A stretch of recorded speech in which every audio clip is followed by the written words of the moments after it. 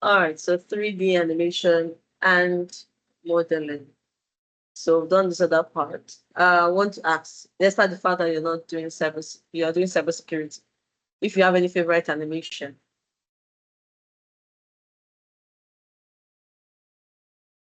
Me. You said? It's only to me. Okay, which one will you call your favorite animation?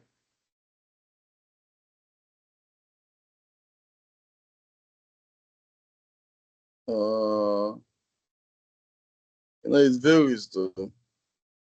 You said? I said it varies.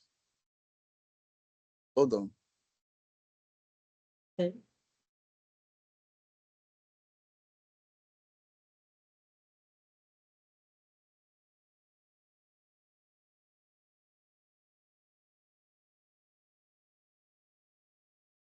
You're back.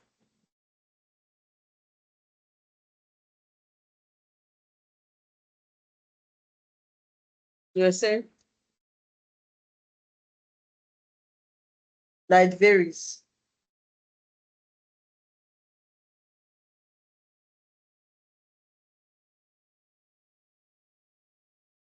I think I'm losing it.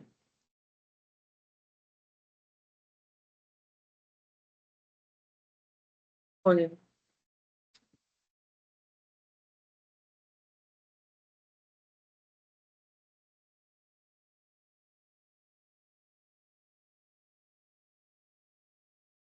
I want to be sure I could hear you so I can go ahead. Like you can hear me.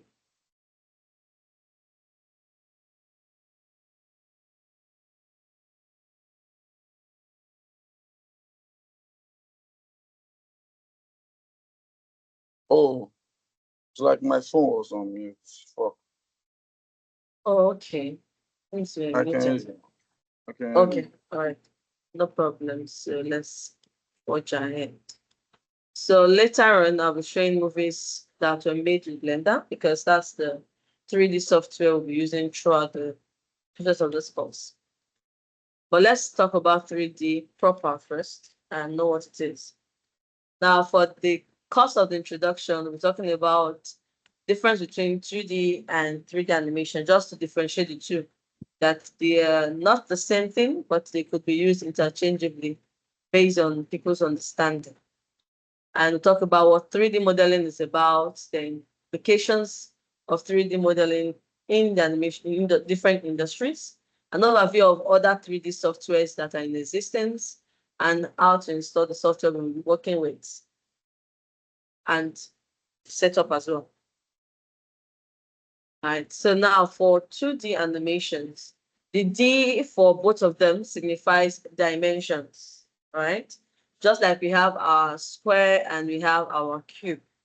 The square is the 2D of our cube, while the cube is the 3 dimension. Now by 2D, it means it has just two dimensions that's been looked upon, which is the height and And the the white. width. Okay. Yes. So most people refer to it as the length and the width, but we're in the industry space, we call it the height and the width. All right. But for 3D, we get to look at it all rounder, which is the height, the width, the depth. Or in mathematics, you call it the length, the breadth, and the height. Okay. So you get to see all volumes of it in all space for 3D, while in 2D, it's all flat, right? Like one of the popular cartoons growing up, Tom and Jerry. Tom and Jerry is a 2D cartoon because we get to see it as just a character or a cat and rat being drawn and they're all moving. So they only have their height and their weight. But for animations like Frozen or the or other animation works that's being influenced, like the just is it DC Leaks for the superhero movies that have a lot of animation and After Effects. And you see a full-grown house being cut into fire, which ironically is being done with a system, and those are all forms of 3D. And we've seen it in 3 dimensions, despite it being not realistic. Okay. Then moving ahead, 3D modeling is simply the art of shaping digital objects like into lifelike or sterilized representation, right? Or you can say simply giving to life still objects and characters. Okay, so I can create a character, create a boy, and give it emotions to move. Right? I always say that for 3D artists, you tend to play God in the entertainment space by making something move, dance about, and taking lifelike mimicking characters into realism. So people tend to believe that, wow, this is real. Meanwhile, it's just us playing God.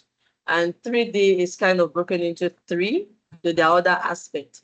But generically, or should I say, giving it a breakdown of all the aspects of 3D, no matter the space you find yourself, it's broken down into three, which is the mesh creation, where we create the object we want to look like, texturing to make it look more realistic, and rendering for us to present it to the client and to whoever wants to see it to the audience. Now, mesh creation, let me use the movie production or animation, for instance, or the cartoons kids are fond of watching. So for mesh creation, I can choose to create the character cat, or say Zimba, for instance, which is a lion. And I'm done creating it. But the way I would texture it to tell you whether the character is a, a statue or something that has life. For instance, if the skin is textured to be hard, it's believable that the skin is a molded, the character or the mesh is a molded sculpture. But if it's texture to be soft like, or look skin with a skin texture, or you look like, oh, okay, this is the real character and tends to have tendency to be alive. Same thing, I remember my first modeling, and when I was doing it, my friends were like, is this a cup? Is this a this? Is it a cup? Is it a mug? Is it plastic? Is it ceramic? And when I was done, you could tell whether it's a cup, or whether it was a mug, or whether it was ceramic. And that's why I feel texturing plays a very vital role to have the knowledge. That way you tend to make people believe what you are saying and not making it look as if it's not realistic. For instance, if I have two liquids and one is looking all transparent and the other is looking all red, it is very common knowledge that most people will say the transparent one is water and the one in red is blood. That's the effect of texturing. Just a little minute change in the color, in how shiny it looks, gives you a different perspective of what it is. Then for rendering, for us, the 3D artists, we render in different formats. Okay, we render as images, which is pictures being used as graphics for digital marketers to work on, or for graphic designers to use. We also work with MP4s, NKV, which are the video formats, right, for people to use for their animation, their productions, as well as for entertainment or for advertisement. That's where rendering comes about. So, in as much as we've created the character, we've textured, you can also render. And the beautiful thing about it is, as a 3D artist, you can specialize on any of them and still bring home the bag, in the sense that you can just say, okay, my own work is just to create these meshes and give people what they're doing. Whoever wants to texture it, and I can just sell it off, maybe by just sculpting it or modeling it. Then whoever is texturing can design some textures. And so you can want to design a skin texture for a black man and choose to sell it as well. Then for a rendering artist can choose to say, okay, let me just take in what these other two guys have done and render it into an image or a video format and sell it off for whoever wants to make use of it. The amazing thing is, for this course, it's tailored to carry you through all of them, all the whole aspect, for you to be like a generalist in the field where the person choose on whichever field you want to. One can still be the Sir? three, like I say one can still do. be the three of them, like. Yes, that's what I'm saying. Yeah, you can do all three. I, for one, I make use of all of them. I'm not a specialist in any of them. I choose to be a generalist. because I feel that gives you more room to more job opportunities. It's looking at the space of Nigeria and Africa at large. If you're a generalist, you tend to have more job opportunities looking at you. And that's why the course is tailored to for all aspects. There's no part that has been left out as far as you have the curiosity and tenacity to learn. And it's broken down to the barest minimum of understanding. All right. I think I've roughly mentioned it, but I'll just do that again, which are the industries we find 3D or why we use 3D. I would say 3D is everywhere in reality. We see it every freaking where we go to. And it's because the world is waking up to it. It has been existence since. And like you mentioned for cybersecurity, you like going to places where people don't usually run to. 3D is a gold mine that most people are not aware of. And the few people who are aware of it are making the buzz and bringing it home, especially in the Nigerian space. For some countries, it's a course on its own in the university, but I think we're still waking up to it. And the few gurus we have doing it here in Nigeria are catching out big time. And we have a kind of a community where I have a chance to do my own job or a job on 3D I'm being given.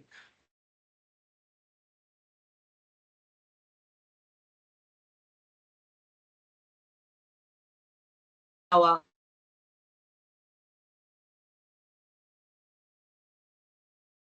Sorry about that. For applications, we can find ourselves in the game development industry, which is the gaming industry, where we can create gaming assets. We can also be game developers, as well as ad placement for 3D for gaming. The gaming ads you see that pops up when you're on YouTube or social media platforms. 3D artists are responsible for it. The next application I'll talk about is animation, which is very common, where you see a house being blown or a brand new car, the actor is just driving it and the car just explodes. That's the work of a 3D artist. It doesn't occur in reality, but we try to make the make-believe aspect or somebody falling into a large pool of water or a boat capsizing. And a 3D artist does that. That form of animation is the cartoons we tend to watch, the movies we find our kids watching most of the times. Those are all the blocks of works of 3D artists. All right. Then for architectural visualization, this is my all-time favorite because I feel that way saves us the stress of agent or no agent. So most companies have adapted it to their work, especially those in the real estate business, where a 3D artist designs some furnitures and try design your buildings for you. And when you have a client, the client tends to look at those furnitures, put it inside that design room and see if it fits the room where they want to make purchase. Okay, will this chair fit a room that's painted with white, or a room that's painted with milk, or a room that's painted with cream? With 3D, the help of 3D artists, architectural visualization is very, very easy. And most architectural companies make use of them. The next is advertisement, right? The Indomie adverts, Minimi Chin, where you see the Minimi pack dancing, or a person, the product moving about, rotating, dancing, and all. Those are the work of a 3D artist. Then product design, we tend to, maybe a company wants to rebrand and they want us to understand or to see if, oh, will this bottle be fine or fancy? So let's take from this and let's try this before we start production. Right. Then for visual effects, I just mentioned some few like car going off, setting to fire. We also have another one that is very popular, the VR machine, where you have people putting on the visual effect glasses and they tend to feel as if then that's 3D space or gaming space and view it. The 3D artist is responsible for that. They also have medical and engineering simulations where you are teaching a medical student how this is being done and they tend to understand, oh, this is how the heart is. A 3D artist can design the heart and create audio animations of how the blood fluids move around the whole heart and how it gets to this and how the whole pumping experience. For people to understand it more, like rather than using the well-known remains of dead bodies. It's also simulated now in most countries where people tend to visualize it. I've done a project on it, but it's an educational space where we're trying to make children understand their basic subjects in science, like biology, chemistry, and physics, using 3D models. So you don't just assume or use your imagination to create those scenarios. You can actually work it out, and people tend to see how the kids tend to see it in reality, how it works. So the essence of the organization, what they're planning to do is to help broaden the minds of kids, just the same way they are captivated when they watch action movies or animation movies. We tend to understand clearly how this is being done in reality by them visualizing it with their eyes. Engineering simulations to like a pilot learning how to move a plane can also be simulated by 3D artists. You understand where to press and where not to press and what makes the plane move. Augmented reality too is similar to the virtual reality space, where you have to bring in your 3D models into life. For instance, as a 3D artist, if I've designed say the heart, let me go back to the heart and the simulations test, I can use a glow and bring it into class.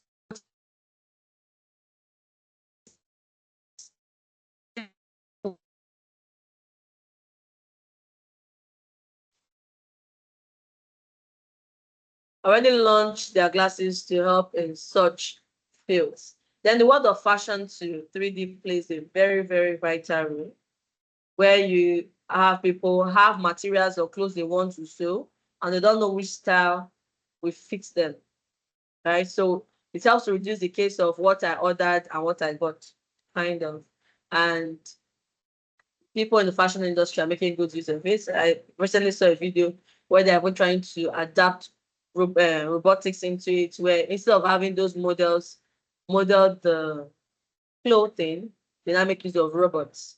Other companies are making use of the 3D space, where you have 3D models walk through it and you can just put it on your site without spending so much money on events and models and what have you. All right, so this is just a few aspects we find the 3D knowledge being applicable, just a few aspects. There are a whole lot, and I think when a 3D artist or someone who has a 3D knowledge makes application, gets to see them. A 3D artist can also function as a motion designer and a whole lot, right? Now, we have so many 3D softwares, a lot of them in the market, and they all have different specialties or different areas where they are good for usage. And I'll give reasons why I picked a particular one for this class. Most of them are actually paid for. That's one of the reasons. Most of them are paid for. They are not free softwares because they know how much money you make in return for using them. But the one we are using is free and it's open source. And what do I mean by that? By being free is you just go and download any version that's compatible with your system and you start working with it. Then for being open source, it has a whole lot of communities out there and resources online that you can just ask questions and you see people helping you with whatever bug you may experience while working with it or whatever thing you want to learn on it by working with it. And the 3D software we're using is referred to as Blender, just like the blender for blending tomatoes, but this time around, it's a software that you install on your system. We also have Autodesk Maya, and Maya is known as the industry standard for animation because it's very good for animation purposes. It gives you real 4K picture view on rendering. We also have Autodesk 3D Max, which is popular for the gaming industry as well as architecture. Then we have the ZBrush. ZBrush is very known for digital sculpting to help sculpt a character, sculpt a tool. Anything you want to sculpt with it, just create those effects. ZBrush is your go-to guide to learn it. And we have Cinema 4D, which is good for motion graphics to get things to move, things to disappear and come in. So Cinema 4D got you covered on that. And we have SketchUp, which is also good for architecture and basically for interior design. Now, Blender, I refer to it as the king of it all. Because with Blender, we can do all I mentioned the other 3D software do. And I think that has actually paved way for it to be a growth space for people in the 3D aspect. And that's because, like I mentioned before, it is free and it is open source. They also have all-in-one of everything I just mentioned, the fashion, the animation, the motion graphics, everything, both the gaming and architectural purposes can all be done with Blender. Just taking the knowledge and it's very attainable, right? And that makes it very powerful and feature rich, which means you have a lot of features in it you can learn from. Then another thing is it's a cross-platform and it's lightweight. So what we mean by it being cross-platform is that I can be working on a project in Blender and another artist is working on it in Maya, and we can transfer my Blender files for him to make use of while working in Maya. It's not selective. It can use it. It's not that, oh, okay, since your own is Blender, it will not work for me. It works very well. And that's why it's very nice.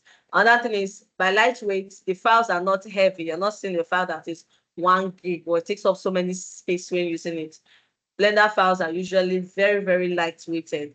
You see them just some little MBs for you to throw about, and your system can carry it. And all that. Oh, my system don't full kind of vibe. It's always very lightweight, and you can use it interchangeably.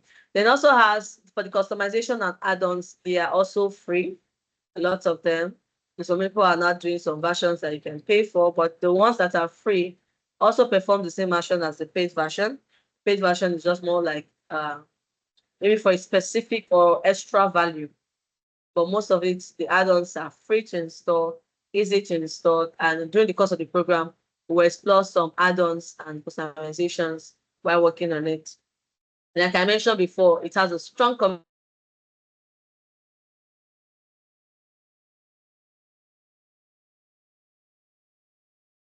while you're willing to learn and you're willing to go through it, it's very easy. All right, so while waiting to sharing, so I could share again. All right, so that's basically all. Since you are not into cybersecurity, you're into cybersecurity, will you want to have interest in installing it?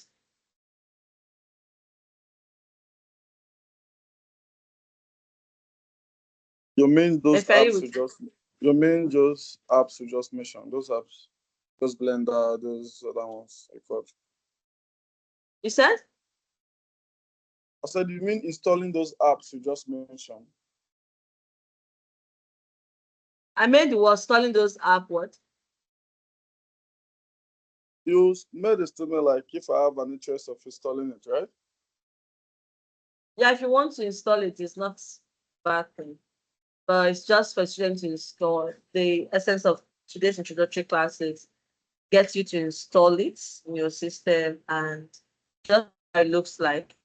Start working on projects as soon Yeah, as you start the I visit.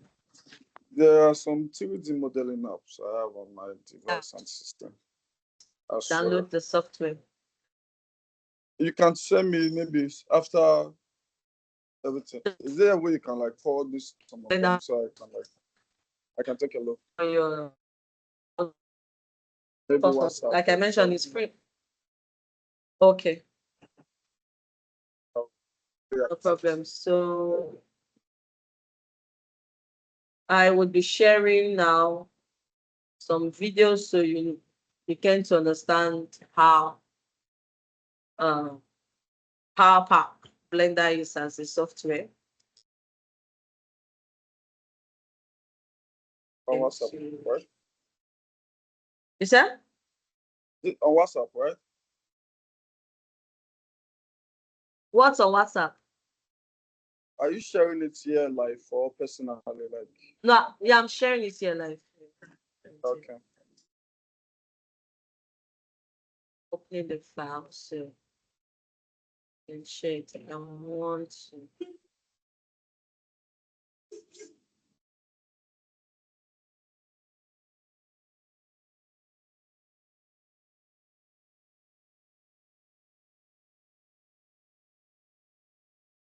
Just a few minutes. Let me on up.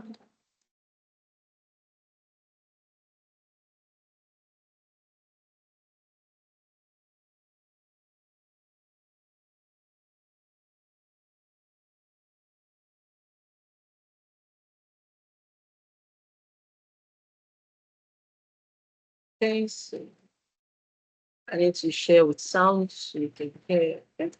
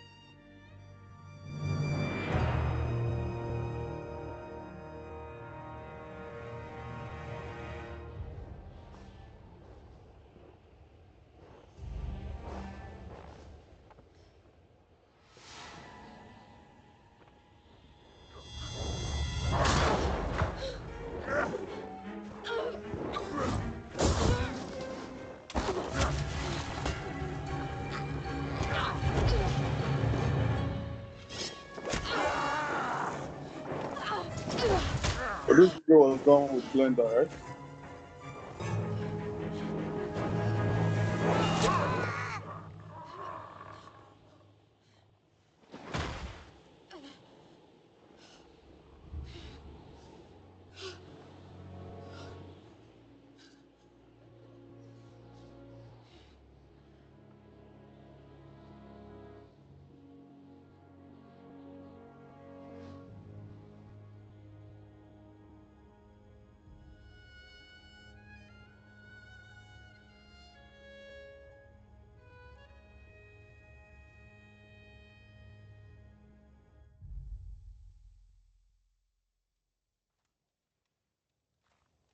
This blade has a dark past. It has shed much innocent blood. You're a fool for traveling alone so completely unprepared. You're lucky your blood's still flowing. Thank you. So, what brings you to the land of the gatekeepers? I'm searching for someone. Someone very dear. A kindred spirit. A dragon. A dangerous quest for a lone hunter. I've been alone for as long as I can remember.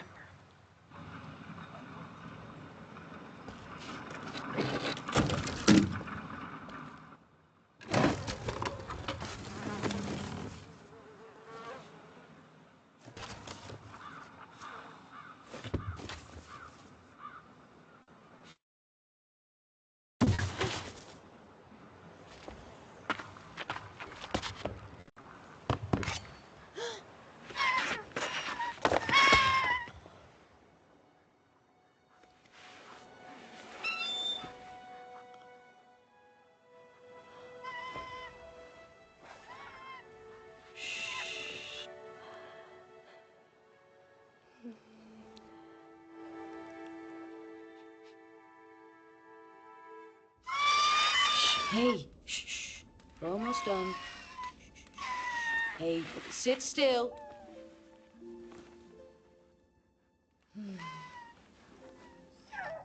Good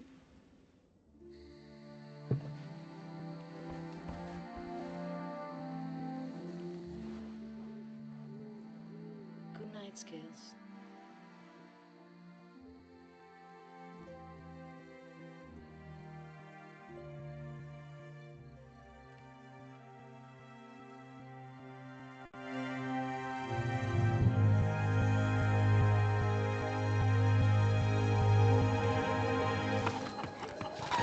Get him, Scales! Come on, get him!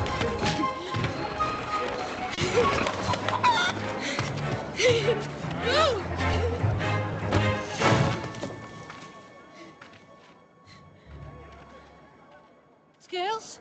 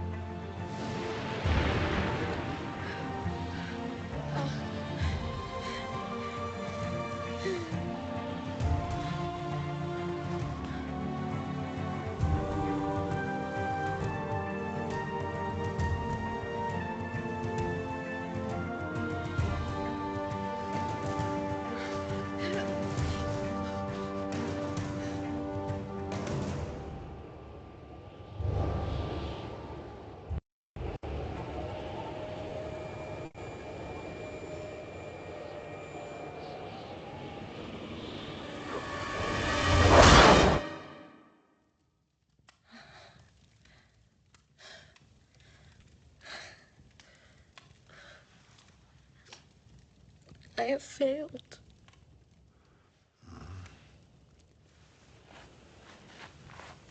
You've only failed to see. These are Dragonlands, Sintel. You are closer than you know.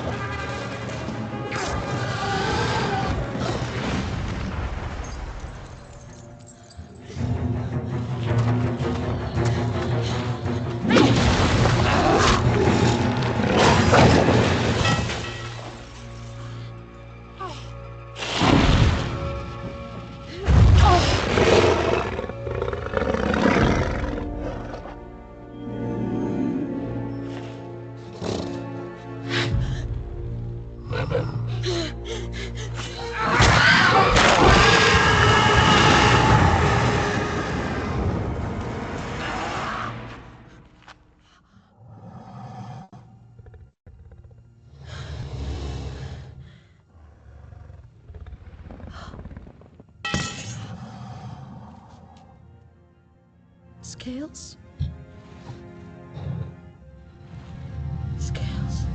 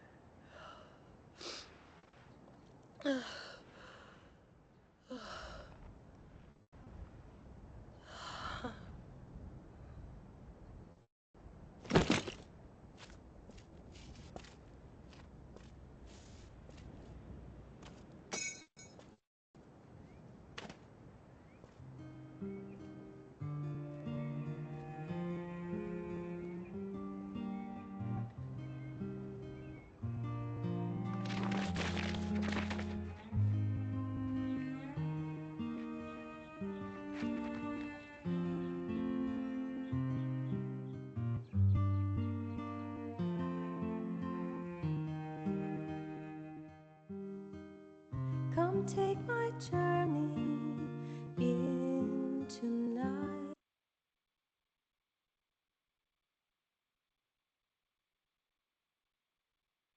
Okay.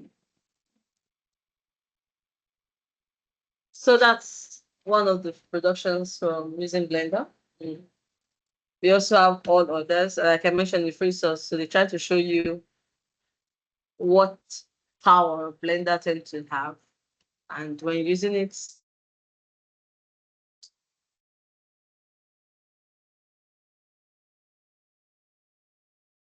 outside.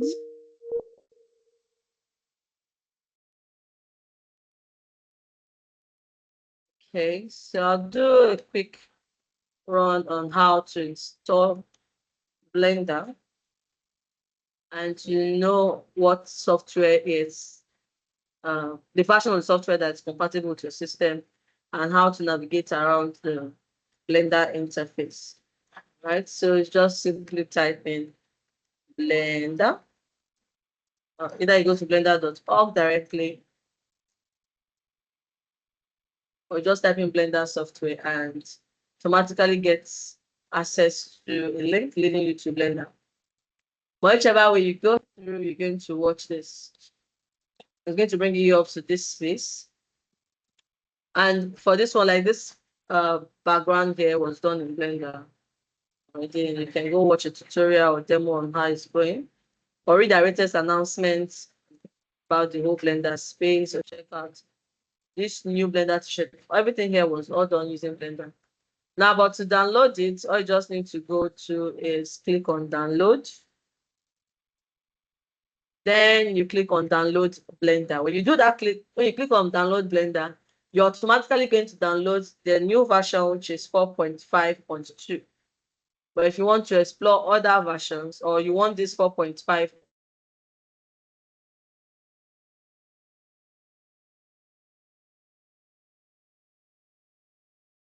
the setup you want, installer, whether you want the installer itself, the portable one, which is a zip file, or you're using a Linux operating system, or Mac OS, right, or Mac operating system. Or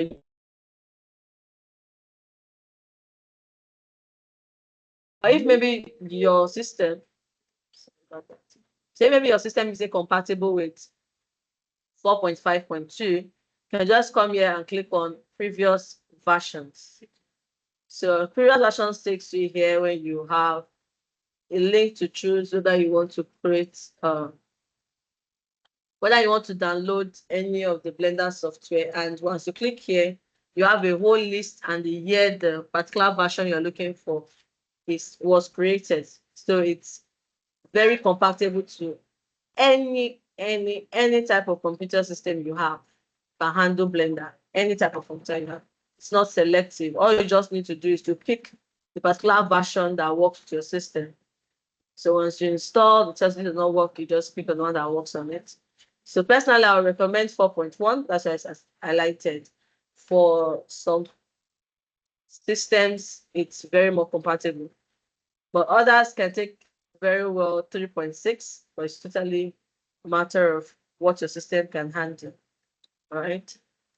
I think the 4.5 are for gaming computers, but if yours cannot carry it, you can pick in the 3.6 or 4.1. Either ways, they are all compatible. But any version you click on, say I click on 4.1, I also have the same option as the 4.5.2 that was given to choose whether I want to download it for a Linux operating system or a Mac operating system or for Windows operating system, and whichever format I want it as a zip file, MSI, or TAR. So whichever one you just click, and when you click, automatically it starts downloading. I'll go back a bit. So I will download the 4.3 just to show, and I want to work, sorry, with the Windows MIC, and my system is 64 bits. So I'll just click on this. Automatically it starts downloading. Again, like I mentioned, it's totally free. So I'm going to pick the place I want it as. I'll pick it on my D drive, and I want it installed. User document. Clicking on that, I just click on save and start downloading. The system does not have the Internet Explorer as mine. You can just click, it has Internet Download Manager as mine. You can just check in here and it's downloaded automatically. Now let's explore the Blender interface. Going to close onto all this while it goes.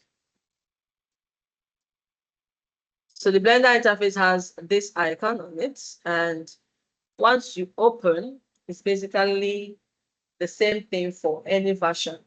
What would only differ is maybe the color. Some of them have this natural whitish background color. Maybe the placement of some things differs. Maybe the 3D viewport stays in a different place, that stays in a different place, but they are the same thing. Oh, yeah, one of that basic difference is the splash screen, which is this small box here. The splash screen. So it depends on the version.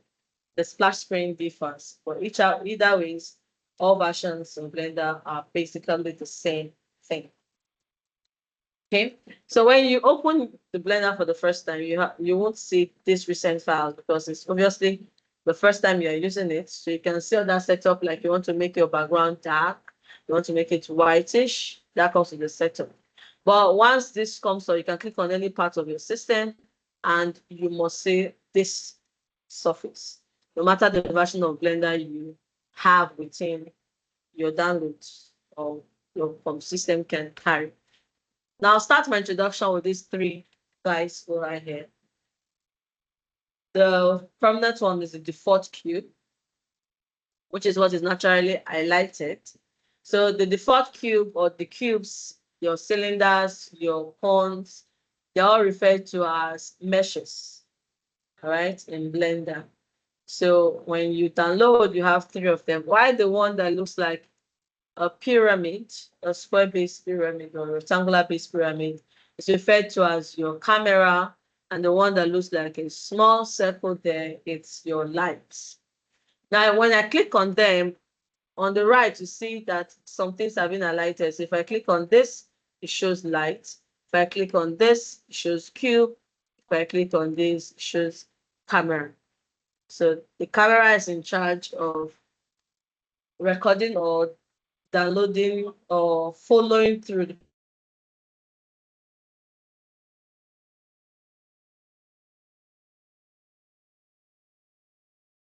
normal camera.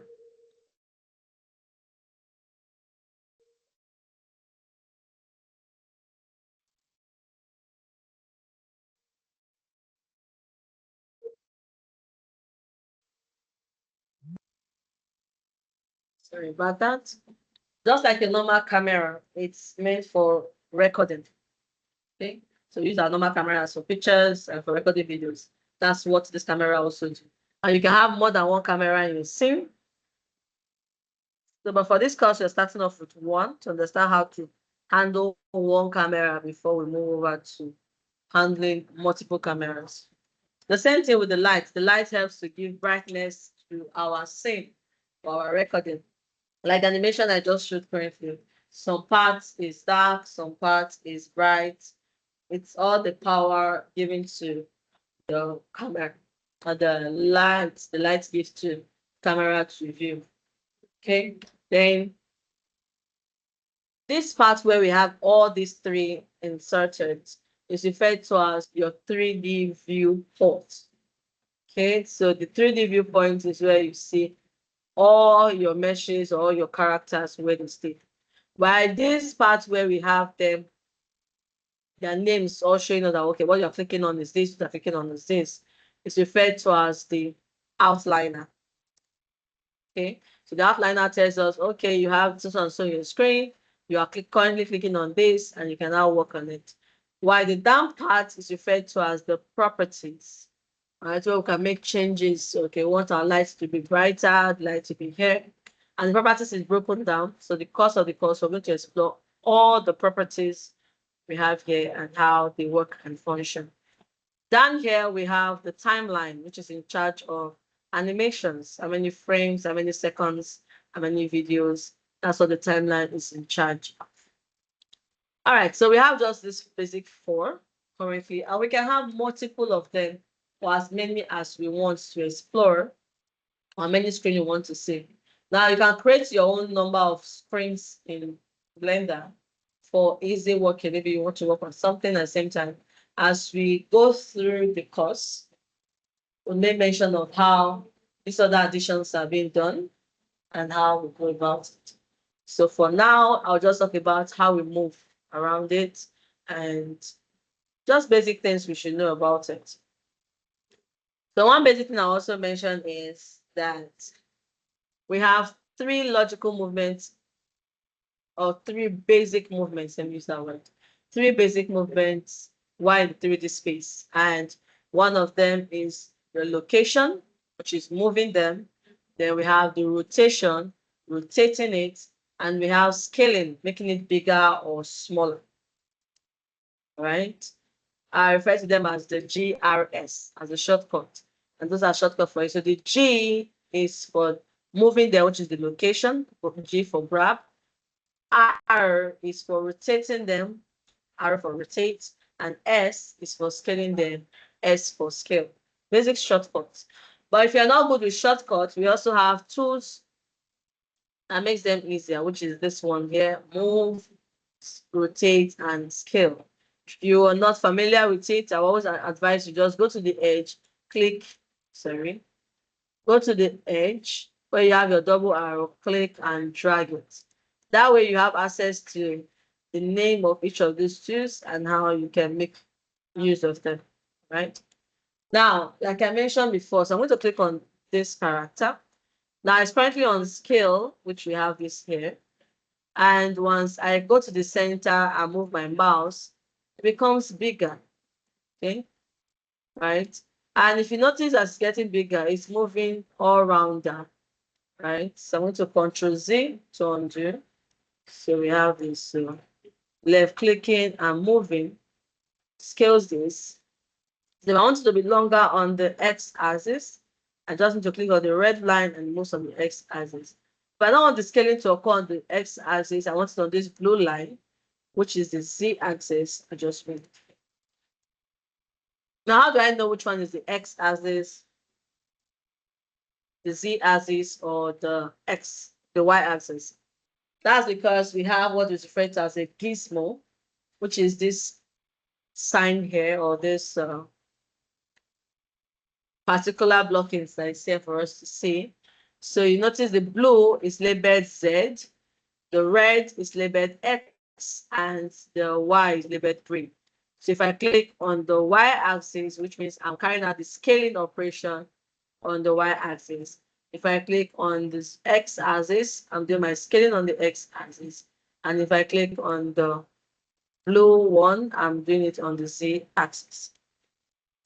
Now, go back and click on select box. Now, the select box here simply means just for me to select. I select this, select this. It gives us access to select without performing any function. So now I want to try out the shortcut of scale, which is S for scaling. And I just pressed on X. It goes bigger or rounder. But what if I want to do the same thing I just did with just clicking on S right here? I want to increase it on the X axis alone. I just press S and X. X for xylophone, and it moves on the X axis. If I want to scale on the Z axis, I just press S and Z together, and I can scale it on the Z axis. If I want to scale on the Y axis, S and Y together, I'm scaling on the Y axis. All right, so that's basically it for scaling. And the next is rotation. Now, when I click on rotate, the same gizmo comes in with the same red, blue, and green. Okay. All I just need to do is to click on the particular line I want to rotate it as. So if I click on the red line, I'm rotating on the X axis. So it's going to rotate on the X axis. If I click on the blue line, it's rotating it on the Z axis. And if I click on the green line, it's rotating on the what? Y axis. Okay, so I'm going to Control Z that and choose my select box. Now, if I don't want to come here to click on it and I want to work on the shortcut, like I mentioned, arrow for rotate. So arrow X, and I'm rotating on the X axis. Arrow Y, I'm rotating on the Y axis. And arrow Z, I'm rotating on the Z axis. All right, so that's your arrow and your S. The same thing applies for our move, which is the G icon. So if I choose to move this on the Z axis, I just need to go to the blue line and click it, drag it up. The green one move it here for the Y axis, and the red is for X axis. Okay, if I want to use my shortcut, click on the select box, GY, I'll move it on the Y axis, GZ on the Z axis, and GX on the X axis. Okay, I don't know if I'm clear enough. Do you understand what I've just spoken so far? The navigation for someone who's trying out. I can hear you loud and clear. You said? I said I can hear you. I'm following up loud and clear. Okay. I didn't get the last part. So you are doing what? I said you asked if I'm following up. Like I'm asking, I'm telling you, I can hear you loud and clear. Like all your explanation. Oh, okay. All right, no problem. Thank you very much. Okay, so that's basically it, just to play around. And the beauty part of it is that you can still carry out the same operation with any of them, which is the camera or the lights. So the same G of Y, I move my lights where I want it to be. The same G of Z, I move my camera to where I want it to be. And you can choose to close this, but it's still the same thing.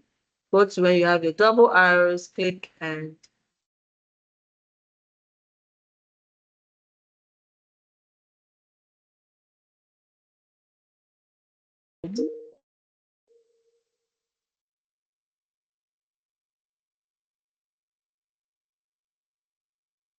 okay. I think it's up point of a bit. All right, so back with my door. Sorry about that once again. So that's basically it.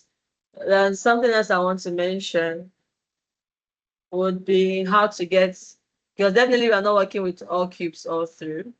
So two functionalities I will also explain is how to delete the work maybe we made a mistake for this and I want to delete it. In Blender, simply X and you have option to delete what you selected. So if I confirm and I say delete, it goes off. All right. But if I want it back, Ctrl Z and it's back to where I once left it. That's for deleting. Another one is to add more meshes to get, maybe I want to work on something that is cylindrical, a cylinder or a cone, and I want to add it to my scene. To do that, I can come over here where there's add, click on add, and I see option for mesh. Like I mean, the mesh I'm measuring so far, the mesh, and I just go there and click on whichever shape I want to work with, which is the plane, and it comes over. I want to add the cube, it comes over. I want to add a cylinder, and it comes over. So whichever way, you can have it, and we can also delete it. Right? That's for it. Then the shortcut for adding is just Shift A. I press Shift and I press A. I have options to also add the circle or whichever one, and I can scale any of them, provided I'm clicked on it. Okay. As part of the bonus for the class, I'll be teaching a short animation, which is more like an effect. Like I mentioned before, it also has application in industry where you create visual effects like burning, liquid, and simulation. So despite being a beginner, you can also start off with little effects, and we'll just do one for the sake of the class and spend time with the installations or any issues likely one we have. And the animation I'll be doing now is a short one on a burning head, like creating fire and smoke, right? So to do that, I'll be using a already made design or already made mesh in Blender, which is referred to as the monkey head. Okay, and like I mentioned before, to get it into your 3D space, you can either say Shift A and you go to mesh and I'll pick in monkey, or you just come in here, add, go to mesh and you pick in monkey. Either ways, it shows on your platform. Okay, so I want to set this monkey's head on fire. I want it to be a plate. All right. So to do that, I already have my monkey here. The next thing is I'm going to get a quick effect on it. So the same add, and I just move over to where I want it to be. Say I want to catch it on fire. I want to move it to sit in there. I can also make adjustment to the design. Minutes, please. To the design. Were you saying something? No. Oh, okay. Well, before I go any further, do you have any questions? So it doesn't look as if I'm doing all the thoughts without asking No, for feedback. I'm taking down notes, so you can continue. You are doing what? I'm taking down notes like from your illustrations. So Oh, continue. okay. Don't worry, no questions. All right, ma'am. That's nice. Thank you. Okay. Give me a minute, please. All right, so still working on the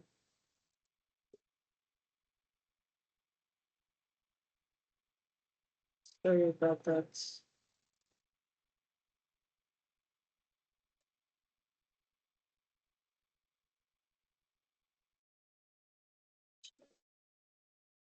Okay, so we have a monkey inserted. Now, a part I forgot to mention is once we have the any mesh added to our screen, we also have an addition for the settings, right? So before we go further to move it or to make changes to where it should be placed, how it should be rotated, we can also change this over here on our own by increasing the size, by go here and click and drag.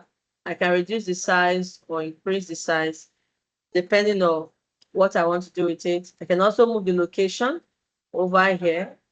I can also move it anywhere I want to move it, and also do the rotation. Okay. So whichever way it works, or you can click out and do it manually on your own.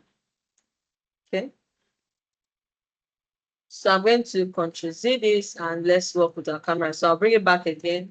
Shift A, that's without rotation or anything I've done. And I'll leave it this way. I want to just work on it this way. So for the quick effect, since I've added on it, the monkey, I just need to go to objects. And if you go scroll down to objects, you see quick effect.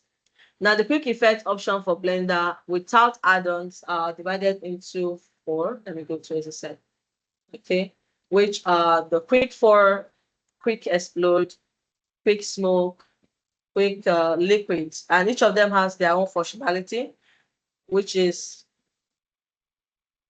the 4 is to add hair to our character, which is maybe create an animalistic hair look or to make the character more hairy. Explode to make it catch fire or to tear or disappear. Or that's where the word is explode, to break into pieces, so like a bomb effect.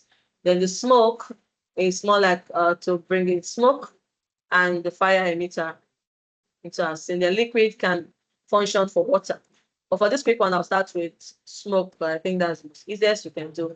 And then I click on smoke, you notice that there's already smoke on my character.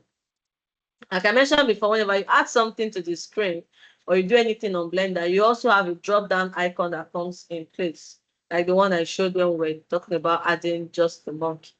Now for this one, we have smoke. Now if I click on the option of smoke, I also have fire. That's to create only fire on our mesh.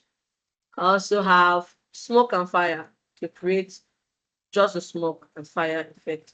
That's right. Making it catch fire. Okay. So doing this, all I just need to do here is I already have fire on my monkey character. All I need to do is to go setting how long I want this fire to last or where I want it to go into. Okay, so for that, I'll just go to my render option. This we'll talk about later on. Currently, I'm rendering in temporary. So it's on the temporary first, but if I don't want, I want to choose a particular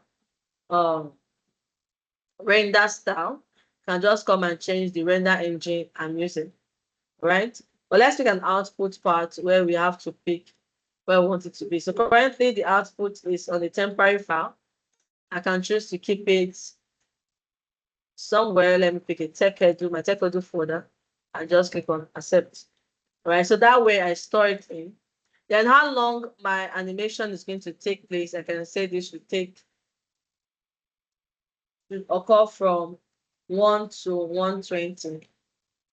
Now the 120 choice I just picked simply means 120 divided by 24 to tell me how many frames per second this would be. So that determines how long I want my fire to be. So if we want it to take longer, we can click this to it. And we can also increase the way the fire is, but I want us to just see how it works by clicking on play here, and the monkey head is on fire. All right. So that we have created the fire simulation on Paint, and it's on fire.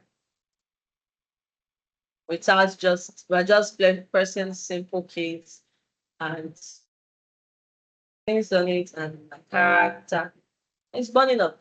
So the smoke, if I choose just fire, the smoke wouldn't show up. And I can choose to increase it. Let me zoom in here so you see the effect. So I can choose to render this and send. I have made a video file of this. Now, for this, if I render this, it's showing in all lines. It's no longer showing that Zuki head because when I added my quick effect, I did not choose to render the object. So I'm going to redo these steps again. So you will notice the difference between the two. So I'll take this G of X to a corner. Again, I'll add my monkey head by pressing Shift A, and I have my monkey. Go to objects and I go to quick effects. So let me close down the drop down button. So go to objects and quick effect and picking with smoke. I've selected this object and quick effect smoke. Now it's showing similar, but if I want this to be rendered with it, I just come here and click on render the smoke object. Okay. So I just don't want just the smoke, I want the object that I'm smoking. So call and I can just play this out and the difference is clear. So one is showing the smoke effect with the character, and this is showing the smoke effect without the character. So this can have application in different purposes. For instance, maybe I want to set a firewood that blaze or to create a chimney look. I can just put the firewood and it's on fire with the firewood being seen. If I want the car effect and I don't want it to be seen along as it goes along, I can choose to let it.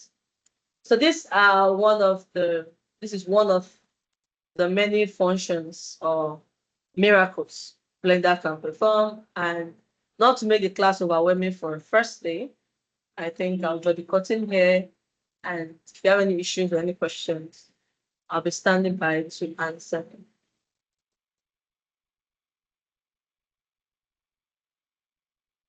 The effect is amazing, though.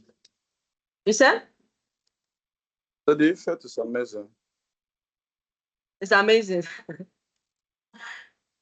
Thank you. And all thanks to Blender. It's kind of automated.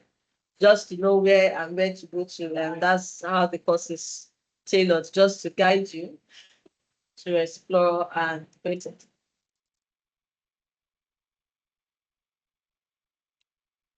To be honest, So you I have have any- no idea there's an app. I said that I have no idea there's an app we can use to like access most of the pictures. Like I think you're far from your device. Say you have no idea what. I said before now, I said I must confess. Before now, I have no idea there are some effects that we can like Oh, really? get in touch to make such wonderful outcome. But I've just been studying and saying you do most of those things, and I was like, wow, also that was nice. Oh, okay. Thank you. Yeah, most people are not aware. Like I mentioned, it's more like a gold mine. People are not aware. It's ongoing. And for me, I got to know about it based on my interests, right from when I was little about animation. I wanted to know why the cartoons we were watching back then were all Western. We didn't have anything on the Nigerian space. The only cartoon I know I would say is a Nigerian thing that I was exposed to was one that was done by NTA, which is Nigerian Television Authority. They wear humans wear the clothing and they pretend to be animals that taste by moonlight stories. So I was curious and I started searching online and stumbled into the knowledge. And I saw organizations in Nigeria that are doing it. And I decided to go and learn. And that's where we find ourselves in the gold mine But where people are not aware. are there not some most of this You said? modeling? I say most of this 3D modeling, like there are some there are some artificial intelligence like AI app that can like keep most That of can these do it. pictures. Like I'm just asking because I'm more Yes. okay. Even Yeah. the course has it. Huh? Oh, okay, I can hear you. Yeah, even in the course, I also chip that in. We have artificial intelligence that also help our work easier. But the whole hook up there is if you don't know the basic, you cannot work with Basic. it. Okay, that's it. The basic If is the you most important. Even this yes, cyber security, online mobile app development, and the rest, we now have AI that yes, can yes. take. Yeah. Exactly. But the basis is what makes you different on how to use it, Yes. on how to like. Okay, I get it. Exactly. Because, for instance, I have a project I'm working on, and it looks very complex, but with the invention of I can do that work in less than 2 hours and still earn my money. So I told the person ending of the month, which I know that it will not take me up to that to do it. But if maybe I have no idea on how to apply because AI will do it to some point for you. Like there's some sites I will introduce as the class go along where even the model in the 3D models can be done using AI. But when you cannot function or work with it, You don't know where to touch. You don't know exactly. the So what information to AI can input. just give you, yeah, exactly. So what You AI can, can just give you, it you will give said? you the basis. It will give you what everybody can access. It won't stand out as. Exactly. Because if even if it's paid for to even start with, there's some that you can pay for to have access to it. But even if you pay for it and you don't know how to move around it, it's as good as you're wasting your money. Like if there are some sites, AI sites that you can just get the models done. One was recently published by a Japanese company where I just need your image or your pictures and I just give it to the AI machine and it renders the whole models for me. But the issue is when it renders it for me in 3D, we have what they call high poly and low poly. High poly are just for pictures, so people just get attracted to it. But with low poly, I tend to move it about and animate. But if I don't have an idea about high poly and low poly, I will stress myself forcing a high poly model to move. And when it's not doing that, I tell my clients, it's not doable. But if you have that basic knowledge, you know that, okay, I've gotten this model, which has reduced 3 hours or 4 hours of my work of modeling it from scratch. And I now apply the knowledge of making it a low poly model and getting it to work. But once you don't have those ideas, like I think Wins can take pictures, just tell it that, okay, create 3D character for me and make it move. Those video stuff that people do, those AI animated stories people Yeah. do. But if you look at those AI animated stories, when you look at it, the disparities are clear. In the sense that maybe the woman that started the story is different from the woman that's ending the story. But if you understand how to merge your 3D skills with that, you can just create the animated character already and tell the AI that, okay, this is the character I want to use from the beginning to the end, and put in my idea I have in cinematics while working with the videos on the AI, and the AI understands my prompting. But if I just go and say, after I can do AI stories on this thing and start, you tend to have disparities and your work doesn't look professional enough to dive in. But if you have this basic knowledge, no matter the field, I've told people that when they say AI is taking over the industry, to me it's a blank line. That's why it's called artificial intelligence, not human intelligence. No, There's a human. the human workforce will always be greater because sometimes when you are using AI forget. AI does not have memories. AI does not. Yes. AI, sometimes you will be talking to AI and AI will be saying rubbish. Like I'm more of an AI fan, but at the end of the day, it cannot really surpass that The digital basic, attitudes. the basic knowledge. I know that for sure. Sometimes I'll be talking to AI and I'll be like, you'll be off point. I'll be here and begin to left. Like I have almost the major top AI companies on my device. I have them like I save them. Sometimes I compare Work with them. I do work. Intelligence. Yeah, exactly. Yeah. Mhm. Okay, I was tell people that even as much as it seems as if AI is being threatening, there's no way it's taking over jobs. It's only if you choose to be, how do I call it? If you choose to remain in the stone age or being adamant about the progress in your industry, But these then people you they're are really liable to lose your they are job. making efforts to like in advancing their stuff. Their AI app you can You just said? I said, but technology they are more advanced now than before. Like you can just talk to an AI and we help you create a website without within 5 minutes you have Yes. it done. And that You have. and if you want to like create a website as maybe as an expert, go through all those coding and the rest. It will take you Yes. effective days, if you are not fast enough. It- But It's very at true. the end of the day, sure, Very yeah. true. You can just, yeah, it's very true. As I said, if you choose to be archaic and just sit down, and not that's why the way the curriculum is tailored. When I learned 3D, I wasn't taught about any AI or how the 3D space worked using AI. But when I started working and I noticed that you can actually apply AI to this stuff, I made my research, joined the community that is working. As I said, I don't know if you attended the introductory class. I made my own presentation. I was like, any of the course field you want to choose, you should have three things in your mind, which is to be consistent in it, be ready to learn, and be ready to unlearn. That's the things you've learned. You can choose to unlearn it and relearn. Because if you are not keeping yourself in that space where you are learning and unlearning, you look as if you are not outdated in your own space. Take, for instance, education back then, it's with slates. Then we move over to using Biro. Then now most people take online lessons Right. and classes. Yeah, classes. Yeah, you hear a child in my alma mater now, they take even laptops to school to attend classes and everything. But back then, if you bring a phone or a laptop, the teacher may seize it from your hand and saying, how dare you bring phone to school or to take punishment for it. But now it's not a norm. But most teachers in my alma mater lost their jobs because not every one of them was ready to grow to the new technology that's been introduced into the school. The computer is not important. But if you now stand and say, okay, I'm not going to bother myself, or back then where movies were on rentals, you go and rent, go and watch. Now you can sit at home and watch any movie you want to watch on YouTube or Netflix, and you're not paying anybody but just your data you are using.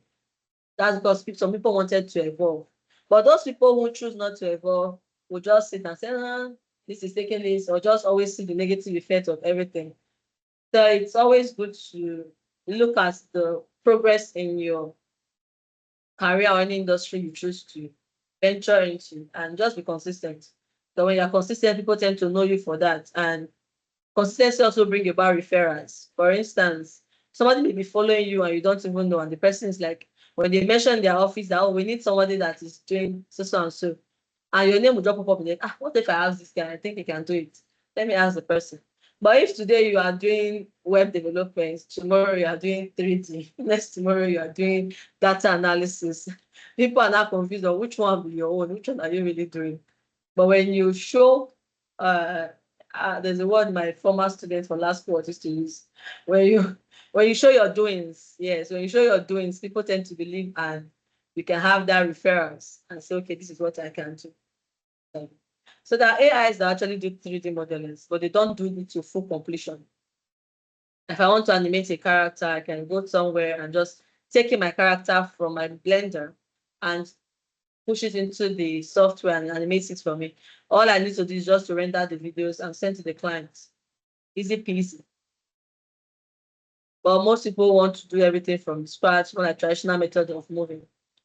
And the course is tailored for advanced because the essence of the course is at the end of the 3 months, for any of the courses you'll be taking, you should be able to be industry ready and be employable, even if it's for entry level, for that job opportunity that relates to your course. Okay, so this 3D printing now, you guys have platform for job creations ahead of completion of it. I didn't get you. For this 3D what?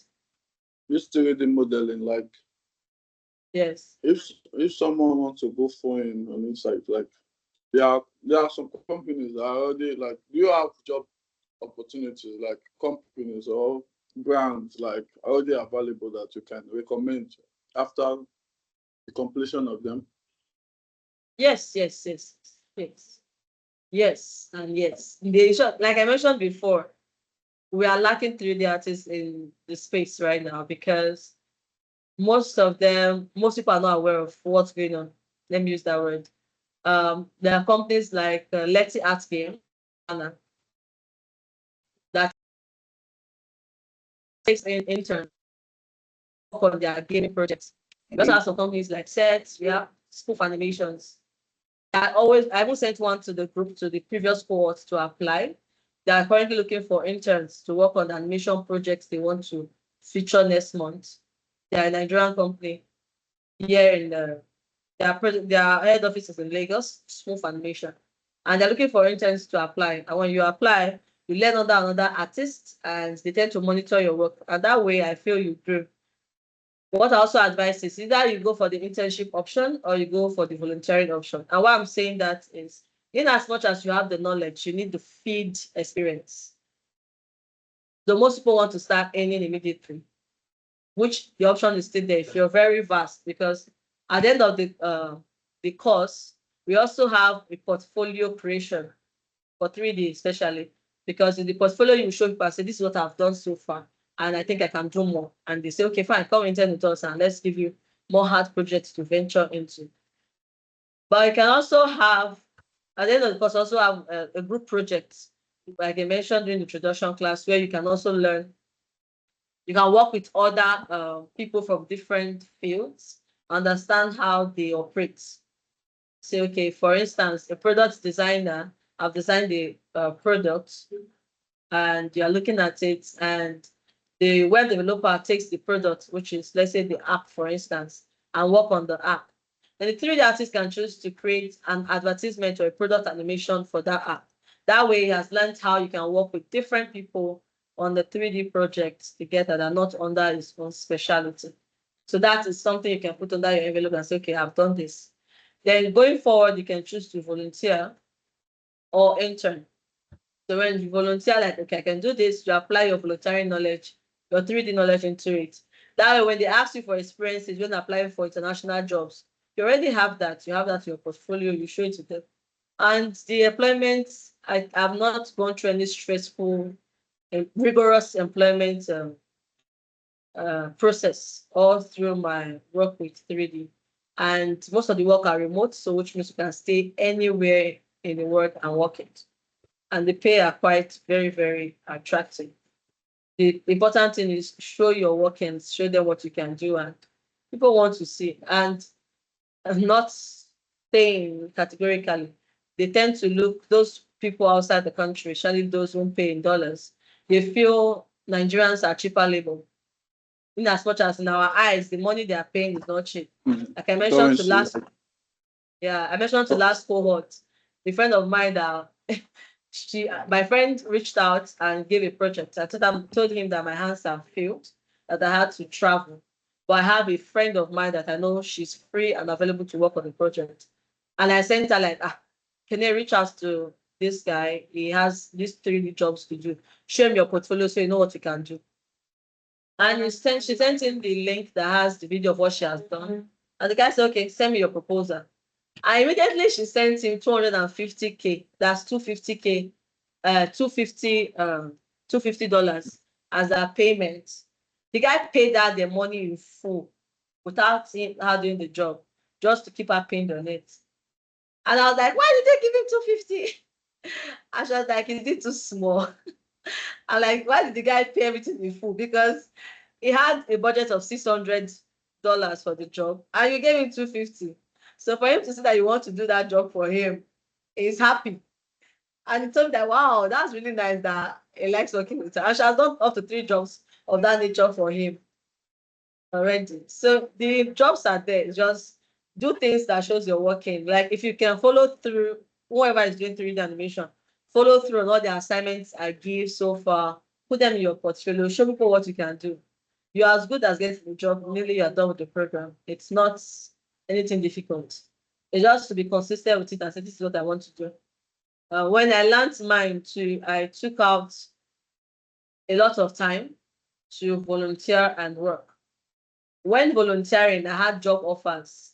So, and at a point in time, I couldn't even cope with the volunteering I was doing. I said, like, okay, I had to go work, because in as much as you're volunteering, you need money to pay bills. And they're like, okay, that's fine, but you have any, if you want, whenever you want to come, we can pay you for the work. I'm like, okay.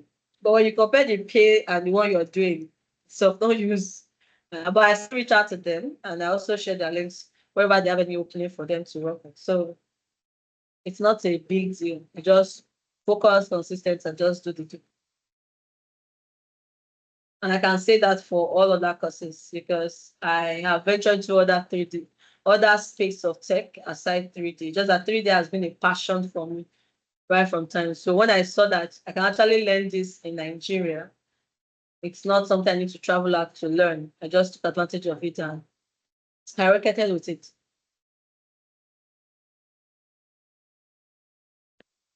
Okay. But I would advise is if something you have the interest in, if you have interest in that thing, you put in your all into it. And no tech space is a quick source to earning any money. If you don't work, you can't be a make-believe people. And I'm speaking because I've seen people who claim to do 3D and they don't know jack about it. I made 2 referrals to the company I work with in Lagos, and they all fall my hand, apart from 2 people I got recently in. Because of my 2 experiences with those people, they're like, okay, only you cannot handle this. You want to employ 2 more people to work with you. And when they reach out on LinkedIn and they tell you I can do this and everything, when you give them the job, they they can't deliver on it and they have to either run off from it or mess up on the job. But the current 2 persons I have working with them, they are really good and I'm really proud. I said, okay, fine. At least it's a case of kissing frogs before meeting the king and princess. And they did well. And my boss like, oh, that's nice. If you have somebody else, I'm like, okay. So like I told the last cohort, you just have to buckle up. So they are currently doing their group project. And any of them that is done combining their portfolio gets a chance to work with the company because it's an innovative company and the jobs are just there. That's what I'll just say. The jobs are there, even in any field. It's just that people need to be good in what you're doing. So when someone refers you to a job or you apply for a job and they give you a test, you show your doings and they're impressed. Because the foreigners, they want to take in Nigerians because they feel we are cheaper to